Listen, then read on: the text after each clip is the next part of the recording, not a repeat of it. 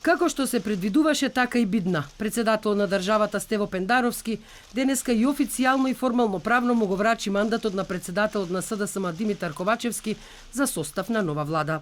Врз основа на член 84, став 1, алинеја 1 од Уставот на Република Северна Македонија и известувањето за предлогот за мандатар, доставено од Социјалдемократскиот сојуз на Македонија, а поддржано од политичките партии во состав на коалицијата, кои заедно го имаат мнозинството пропишано со Уставот во Собранието на Република Северна Македонија, за мандатор, за состав на владата го определувам господинот Димитар Ковачевски, председател на Социјалдемократскиот сојуз на Македонија.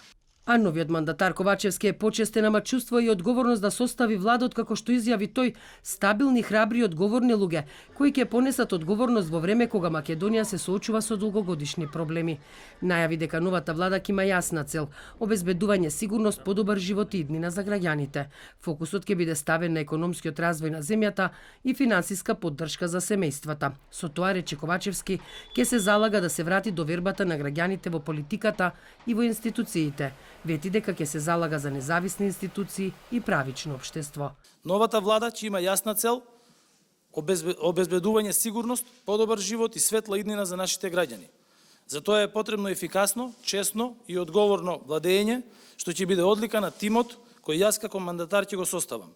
Моја лична заложба е да ја вратиме довербата на граѓаните во политиката и институциите.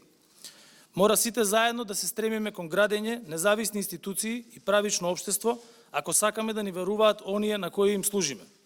А председателот на ВМРО ДПМН Христијан Мицкоски не очекува никаков пресврт во однос на политиките на владата која ќе ја предводи Димитар Ковачевски. Продолжува заробената држава, продолжува хибридниот режим.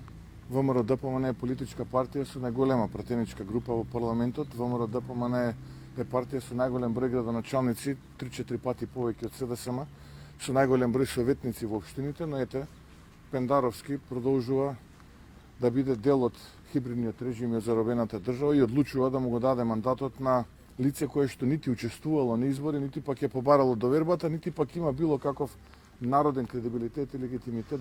Централниот одбор на Социјалдемократскиот сојуз на седницата што се одржа во понеделникот официјално го потврди Ковачевски како кандидат за нов премиер.